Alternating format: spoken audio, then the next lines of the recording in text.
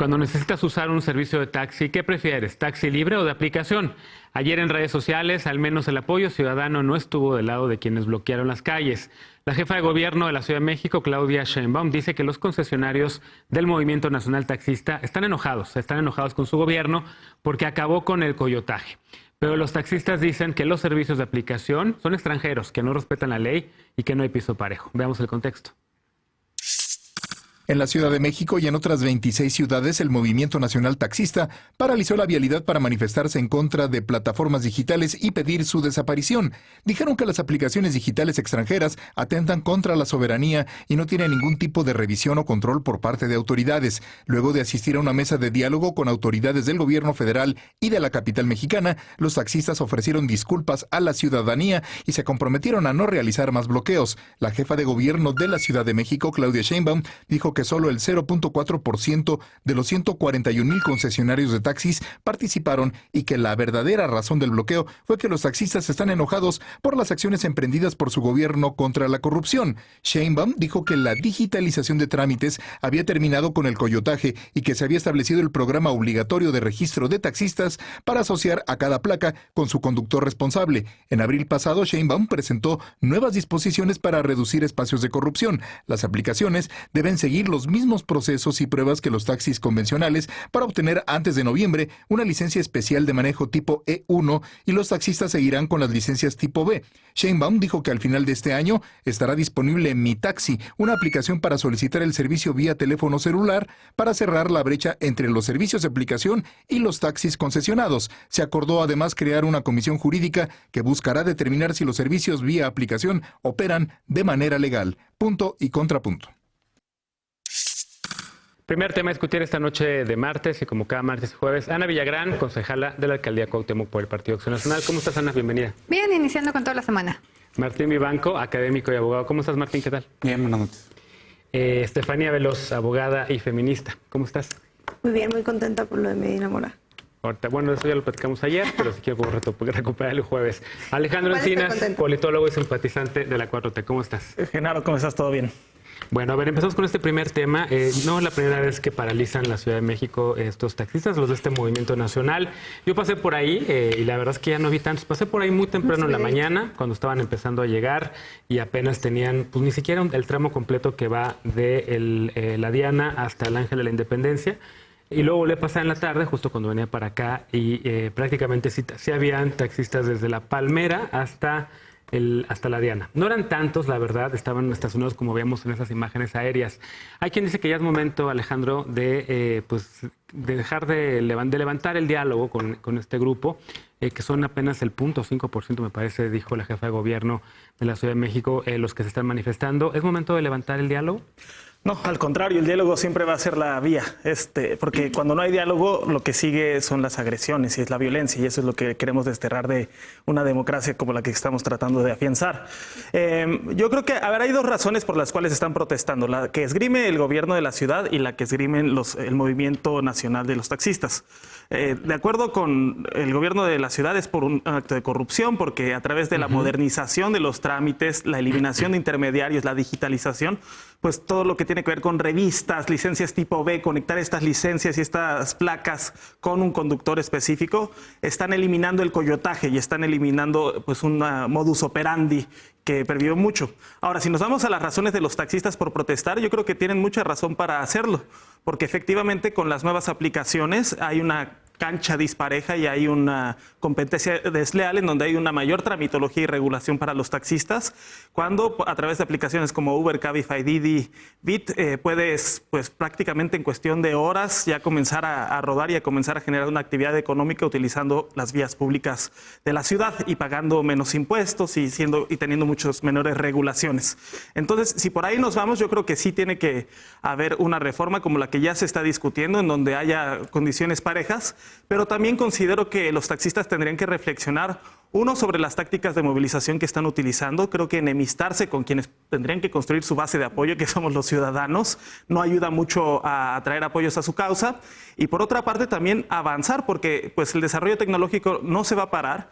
En muchos sentidos, la gente se siente más segura si le preguntas, no sé si sea real o no, pero se siente, la percepción es que van más seguras en un Uber que en un taxi. Además de la alteración de los taxímetros, el hoy joven, no voy allá. Si no vamos a mi dirección, pues no le entro contigo. Te voy a llevar, pero por la ruta turística, es decir, por la ruta panorámica, no por la ruta más cercana. Una serie de actitudes que son muy constantes. Y unidades también que están medio... Y unidades, claro. Pero a mí lo que me preocupa de todo esto es que finalmente es una confrontación entre dos sectores laborales precarizados, sí, sin seguridad social, sin prestaciones, sin certidumbre. Y cuando dos sectores laborales precarizados se confrontan, pues el único beneficiado pues es el capital de siempre. Claro. Ana Villagrán, concejala aquí en la Ciudad de México, ¿cómo están viendo el tema? Ustedes, en Acción Nacional, hay quien dice ya dejen de dialogar.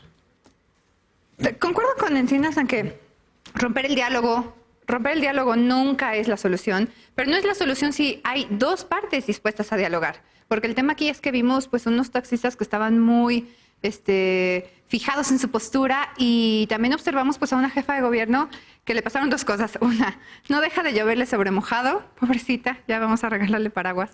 Y otra, que la jefa de gobierno en un meeting durante su campaña se comprometió a eliminar o a quitar el piso disparejo que ellos asumen entre las plataformas de transporte como son Didi, Cabify, Uber, bla, bla, bla, y los taxistas. La jefa de gobierno se comprometió con los gremios de taxistas a solucionarles sus demandas. Entonces, hoy no puede salir un día antes a decir no sé por qué se van a manifestar, cuando ella se comprometió a que si se manifestaban les iba a resolver. Entonces, yo creo que los votantes de Morena y los votantes que la pusieron en ese lugar, pues hoy tienen todo el derecho de estar exigiendo. El único tema es que están desquiciando la ciudad con otra marcha que al final de cuentas pues nos perjudica a todos y a todas. Yo creo, cuando hemos hablado de esta clase de temas, siempre recibo comentarios de es que por favor no generalicen. Hay taxistas que estoy segura son bien honrados y tienen su coche súper bonito, o sea, y atienden bien a la gente y no alteran su taxímetro. Lamentablemente el tema es que la mayoría sí va por aquella condición. Entonces yo creo que el diálogo se tiene que romper siempre que no haya disposición de ambas partes. Yo creo que en este momento pues ya no es el caso. Pero los taxistas ya habían desquiciado la ciudad de esta manera hace unos meses. Y ahorita también. Y la verdad es que no van a lograr nada siempre y cuando los taxistas tampoco, o sea, no se comprometan a ofrecerle al público lo que Uber, lo que Didi, lo que todas estas aplicaciones nos ofrecen, porque además no es cierto que tienen tantos beneficios, porque ustedes lo están pensando como una marca o como una empresa extranjera, pero el tema es que los conductores son los que tienen que pasar por capacitación, pero sobre todo lo quiero plantear en el tema que pagan muchos impuestos. Los que pagan los impuestos en el momento de presentar sus declaraciones son los conductores. Entonces, ahí las condiciones tampoco están como tan injustas como dicen. Y también leí muchos memes, como decía Encinas, y también, o sea, si quieren como condiciones iguales con los de Uber y todas esas aplicaciones, pues entonces que ofrezcan lo mismo. O sea, porque dicen, es que ¿por qué no te quieres meter? Pues porque piden mucho. Ah, pues porque ofrecen mucho. Entonces, pues... Digo, a veces también el trayecto, el mismo trayecto sale más barato en una aplicación que en un taxi normal, ¿eh? Sí, simplemente en el aeropuerto. Está perdiendo, de hecho, mucho dinero Uber en todo el mundo, ¿no? Y también como cuestionarnos que muchas personas, o sea, si ya la jefa de gobierno lo va a hacer todo con aplicación, que yo no lo veo mal, ¿qué va a pasar con las personas que no manejan celular? La brecha y todo digital, esto, ¿no? Veloz. A ver, yo entiendo que desde el principio quizá hubo una concepción de lo que eran los taxistas y una corrupción que se había dado mucho tiempo desde el sindicato también, que había permitido que se rentaran las placas. La estrategia que está haciendo ahora de equiparar, bueno, de hacer una relación directa entre las placas y el conductor o la conductora, me parece que es lo más claro que se puede hacer, porque ya estamos en un momento en el que las placas se pueden rentar, se pueden vender, se traspasan los taxis, como si fuera cualquier cosa, o sea, pensando al final en el usuario o la usuaria del servicio. A mí me parecería un poco correcto lo que está pasando en Segov, que es el diálogo que se está dando, porque ahí se está asumiendo que la línea correcta es legislar. Tenemos que entender que hay que cambiar cuáles son las reglas y cuáles son los parámetros para que se puedan venir las empresas extranjeras en ese sentido. Sí observo un piso disparejo, creo, pero también entiendo que la necesidad de trasladarte a otro tipo de espacios para movilizarte, que no eran los taxis, que recordemos que antes, un poco antes de que estuviera el presidente Andrés Manuel López Obrador como jefe de gobierno, era muy peligroso subirte a un taxi. O sea, no había ningún tipo de garantía de que llegaras a tu lugar, de que no te asaltaran. Son una mafia en muchos sentidos y se siguen comportando de muchas maneras como mafias, como otro tipo de sindicatos. Pero entiendo que ahora habría que darles la razón en por lo menos el tema de se están olvidando de un sector y están transitando como si no existiera. Y están adoptando nuevas tecnologías y nuevas aplicaciones y se les está olvidando que hay algo detrás, que son muchas personas que se han dedicado 25 años a esto y que, claro, no te retiras de taxista, no cotizas como taxista. Esa es la diferencia y ahora sí tenemos taxistas transitando a ser de Uber a los 70, 80 años, sin ningún tipo de garantía también, ¿no? Entonces creo que es un tema que se tiene que hablar en la legislación, creo que se tiene que hablar no solamente con la ciudad, porque son otras ciudades de las que todavía no llega. Sí, por eso el diálogo es en gobernación, ¿no? Claro, o sea, aquí está todo el enojo concentrado hacia el secretario de Movilidad, Andrés Layuz, y hacia Claudia Sheinbaum, la jefa de gobierno. Pero es con Segov. Pero es con Segov. Tiene que ser el diálogo así para que también permeen las legislaciones locales. Yo sí creo que tendríamos que estar viendo a legisladores y legisladoras locales de la ciudad a proponernos una iniciativa que contemple el diálogo con los taxistas y, ¿por qué no?, también con los mediadores que trabajan con las empresas, que sí, en muchos aspectos no pagan impuestos por estar acá. No precisamente es que no quieran, sino a veces no están los espacios para que lo hagan o no están regulado así. A mí me parece que es un tema en el que vemos otros problemas similares como que se van acomodando, pero a mí también entiendo que quizá no solo la jefa de gobierno es quien tiene que abordarlo, sino tiene que ser también pues otros grupos que están ahí para regular este tipo de cosas, como pueden ser los legisladores en todos los sentidos. Claro. Martín, ¿la voluntad de diálogo te parece buena? ¿Cómo regularon en otros lados? Algunas de estas empresas tienen su domicilio fiscal en Irlanda, ¿no? Sí, la mayoría. Pero, o sea, ya van a ser retenedores de impuestos y hay varias iniciativas en el paquete económico se está contemplando esto. Yo creo que son 2 puntos. Uno es, o sea, en lo que respecta al diálogo. Está muy bien dialogar sobre políticas públicas concretas que se van a implementar a un sector de la sociedad.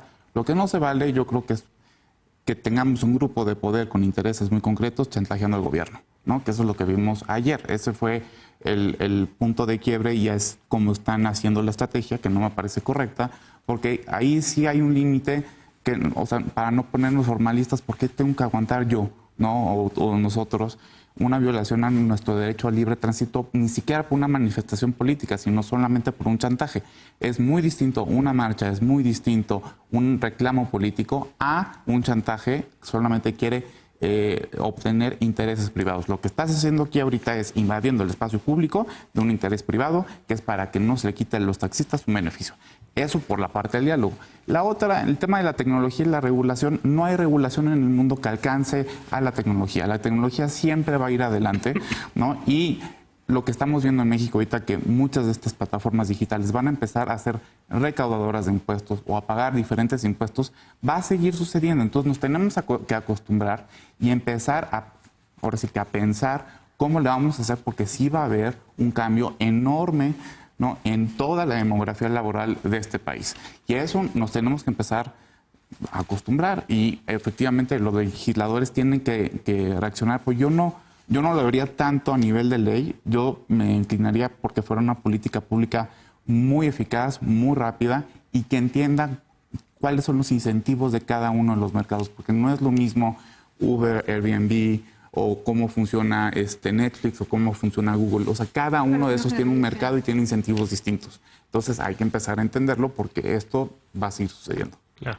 A ver, simplemente como ya para cerrar este tema, evidentemente creo que va a continuar, hay más amenazas. Ya dijeron los taxistas que no van a volver a utilizar este repertorio de la protesta, que es cerrar calles, pero a mí yo sí me quedé con varias preguntas. Una de ellas es, ¿por qué cerraron tanto perímetro de la avenida Reforma cuando no eran tantos taxistas? La verdad es que yo sí anduve mucho tramo de Reforma para ver hasta dónde llegaba.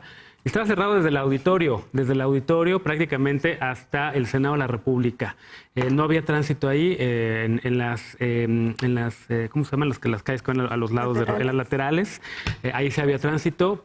La verdad es que el libre tránsito no estaba impedido para quienes andaban en transporte público o en bicicleta, como era mi caso, solamente para los que querían transitar en automóvil, ¿no? Pero ¿por qué cerraron tanto cuando no eran realmente tantos los taxistas que estaban ahí? Eso sí también creo que son una mala estrategia por parte del gobierno de la Ciudad de México. Pero bueno, este tema va a seguir, así que seguramente lo retomaremos otra semana. Hacemos una pausa porque regresando vamos a hablar de otro tema. El presidente de Estados Unidos, Donald Trump, lanzó su propio plan para América Central y buscará que 3 países del área generen empleos y frenen la migración. ¿Es esto un plan paralelo o que compite con el que México impulsó meses atrás? Regresamos a este tema aquí a Punto y Contrapunto, no te vayas.